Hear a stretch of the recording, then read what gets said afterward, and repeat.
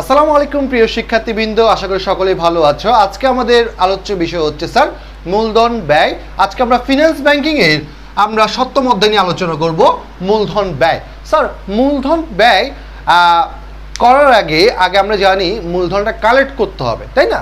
আপনি আয় করার পরে তো স্যার ব্যয় করবেন, তাহলে মূলধনটা আমি কিভাবে কালেক্ট করতে পারি বা একটা ব্যবসা প্রতিষ্ঠান কিভাবে কালেক্ট করতে পারে স্যার? তিনটা মাধ্যমে। কয়টা মাধ্যমে স্যার? তিনটা মাধ্যমে। এক হচ্ছে সে ঋণের মাধ্যমে নিতে পারে, দুই হচ্ছে সে সাধারণ শেয়ার বিক্রয় করতে পারে, তিন হচ্ছে সে অগ্রাধিকার শেয়ার বিক্রয় করতে পারে। সরি স্যার, অগ্রাধিকার শেয়ার। এই তিনটার মাধ্যমে মূলত কি করতে পারে স্যার? মূলত সে মূলধনটা কালেক্ট করতে পারে। তাহলে আমরা এত কথা না বাড়িয়ে আমরা চলে যাই আমাদের পাঠ্য বইয়ের। আজকে আমরা মূলধন ব্যয় নিয়ে পূর্ণাঙ্গ আলোচনা করব। মূলধন ব্যয়ে আমরা কনফিউশনের মধ্যে পড়ে যাই যে আমরা কিভাবে কি বের করব। তাহলে আমাদের প্রথম যে সূত্রটা আছে সেটা হচ্ছে কর সমন্বয়কৃত ঋণ মূলধন ব্যয়।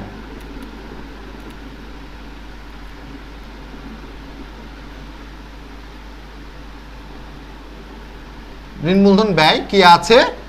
ঋণের সুদের হার, ঋণের সুদের হার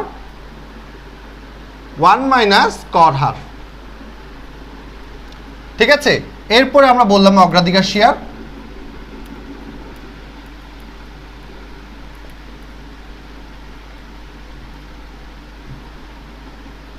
প্রত্যাশিত লভ্যাংশ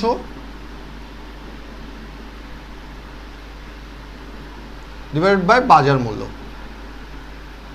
আজকে আমরা এই সূত্রগুলো নিয়ে বিস্তর আলোচনা করব। ঠিক আছে, এটা হচ্ছে সাধারণ শেয়ার।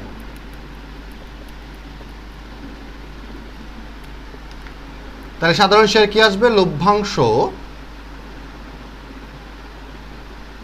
1 বাজার মূল্য। ঠিক আছে, সাধারণ শেয়ারে আরেকটা আছে সূত্র, একটা দিয়ে হয়ে যায় স্যার, তারপর আমরা লিখলাম আপনাদের যে বোঝার সুবিধার্থে। শেয়ার সমান সমান লভ্যাংশ 1 বাজার মূল্য প্লাস বৃদ্ধির হার ইন্টু 100 আর কি। তাহলে আমরা এখানে বললাম লভ্যাংশ 1 নিয়ে আমরা আলোচনা করতেছি। তাহলে লভ্যাংশ 1 কিভাবে বের করব? তাহলে লভ্যাংশ 1 আমরা বের করব যে হচ্ছে লভ্যাংশ 0। আমরা এগুলো নিয়ে একটু আলোচনা করবো এখন। লভ্যাংশ 0 1 প্লাস বৃদ্ধির হার। ঠিক আছে, তাহলে স্যার আপনারা এই তিনটা জিনিস আপনারা যদি মনে রাখতে পারেন তাহলে আমি মনে করি আপনাদের এই চ্যাপ্টারটা অনেকটা ক্লিয়ার হয়ে যাবে। ওকে স্যার, তাহলে আসেন কর সমন্বয়কৃত ঋণ মূলধন ব্যয়টা আমরা বের করার সময় স্যার ঋণের পাশে প্রশ্নে দেখবেন আপনারা ঋণের পাশে একটা পার্সেন্টেজ থাকবে, অবশ্যই থাকবে। আমি যখন কাউকে ঋণ দিব বা আমি কোনো প্রতিষ্ঠান থেকে যখন ঋণ নিব, অবশ্যই ঋণের ক্ষেত্রে সেই পার্সেন্টেজটা আমাকে উল্লেখ করে দিবে যে আপনি কত পার্সেন্টের ঋণটা আপনি সুদ দিবেন আমাকে। Clear sir? আপনি কাউকে যদি দেন তাহলে আপনিও কি করবেন যে হ্যাঁ আমি তোমাকে 10,000 টাকা দিলাম, আমাকে 2% আমাকে সুদ দিতে হবে বা 5% আমাকে সুদ দিতে হবে। Clear sir? ওকে, তাহলে ঋণের সুদের পরিমাণটা আমরা জানবো কোথায়? প্রশ্নে দেওয়া থাকবে। যদি আমাকে কর সমন্বয়কৃত ঋণ মূলধন ব্যয় প্রশ্নে বা বের করতে বলে তাহলে আমাকে প্রশ্নে খুঁজে বের করতে হবে স্যার প্রশ্নে কর হার দেয়া আছে কিনা, খুঁজে বের করতে হবে। যদি স্যার প্রশ্নে কর হার দেয়া থাকে তাহলে আমি এটাকে সূত্র অ্যাপ্লাই করে আমি এটার কি করব? সূত্র অ্যাপ্লাই করে আমি উত্তরটা বের করব। স্যার যদি দেয়া না থাকে, যদি কর হার দেয়া না থাকে স্যার ঋণের পাশে যে একটা পার্সেন্টেজ আকারে দেওয়া থাকবে না? যেমন আমি যদি বলি ঋণ দিয়েছে, তাহলে এরকম দিল ঋণ 8% বলে দিচ্ছে। ঠিক আছে, প্রশ্নে কি নাই? কর হার দেয়া নাই, কর হার দেওয়া নাই, ক্রস। তাহলে এই যে 8% যে ঋণের সুদটা দিয়েছে স্যার, সেটাই হচ্ছে স্যার আমার জন্য কর সমন্বয়কৃত ঋণ মূলধন ব্যয়ের উত্তর। আশা করি সবাই বুঝতে পারছেন। ঠিক আছে, আমরা ম্যাথ যদি করাবো এই চ্যাপ্টারে তখন আরো ক্লিয়ারলি ভাবে বুঝতে পারবেন। এখন আসেন অগ্রাধিকার শেয়ারের প্রত্যাশিত লভ্যাংশ ডিভাইড বাই বাজার মূল্য। স্যার প্রত্যাশিত লভ্যাংশ কাদের? আপনারা চাইলে এখানে লিখতে পারেন শেয়ার মালিকদের প্রত্যাশিত লভ্যাংশ। Clear sir? তাহলে শেয়ার মালিকদের প্রত্যাশিত লভ্যাংশ ডিভাইড বাই বাজার মূল্য। তাহলে শেয়ার মালিকরা কিভাবে প্রত্যাশা করতেছে ওটা প্রশ্নে লেখা থাকবে। যেমন 8% অগ্রাধিকার শেয়ার। Clear sir? তাহলে 8% অগ্রাধিকার শেয়ার, ধরো 8% অগ্রাধিকার শেয়ার বলছো তো, অগ্রাধিকার শেয়ার বলছে, তাহলে 8% অগ্রাধিকার শেয়ার, 8% কার উপর পাবে? সে মনে করতেছে 100 টাকার মধ্যে সে 8% ইকুয়াল টু 8 টাকা, তাহলে সে ভাবতেছে, সে প্রত্যাশা করতেছে সে 100 টাকার মধ্যে 8% পাবে, তাহলে মানে 100 টাকার ভিতরে সে 8% লাভ পাবে, সেটা সে প্রত্যাশা করতেছে। Clear sir? Clear? Okay sir. তাহলে এই যে অগ্রাধিকার প্রত্যাশিত লভ্যাংশের মধ্যে আরেকটা জিনিস আছে আমাদের, লিখিত মূল্য প্রশ্ন দেওয়া থাকলে, তাহলে এটা বুঝতেছেন কিনা? 8% যেটা থাকবে আমি সোজা বাংলা সহজ হিসেবে বলি, ওই 8%-এ বসে দিবেন। ক্লিয়ার? আর যদি প্রশ্নে অগ্রাধিকার শেয়ারের লিখিত মূল্য দেওয়া থাকে তখন কি করবো স্যার? তাহলে অগ্রাধিকার শেয়ারের যদি লিখিত মূল্য থাকে, ধরেন আমার লিখিত মূল্য দেওয়া আছে 100 টাকা, লিখিত মূল্য দেওয়া আছে কত? ধরেন 100 টাকা প্রশ্নে দেওয়া আছে, আমার 8% অগ্রাধিকার বলছে, তাহলে আমি কি করবো? এই লিখিত মূল্যের উপর 8% ধরবো, এই 100 টাকার মূল্যের 8% ধরে আমার প্রত্যাশিত লভ্যাংশ বের করবো আমি। Clear sir? বুঝছেন ব্যাপারটা? বুঝা গেছে স্যার? ওকে। তাই লিখিত মূল্যের উপর আমি 8% ধরে আমি কি করব? আমি প্রত্যাশিত লভ্যাংশটা বের করব। Okay sir. এটা আপনি সাধারণ শেয়ারের ক্ষেত্রে এবার চলে আসি। তাহলে বাজার মূল্য প্রশ্নে খাঁটি বাংলা ভাষায় দেওয়া থাকবে, ওটা টেনশন করার দরকার নেই স্যার। এখন আসেন, আমার অগ্রাধিকার শেয়ার 8% প্রশ্নে দেয়া আছে, কিন্তু আমার বাজার মূল্য দেয়া নাই স্যার, বাজার মূল্য নাই।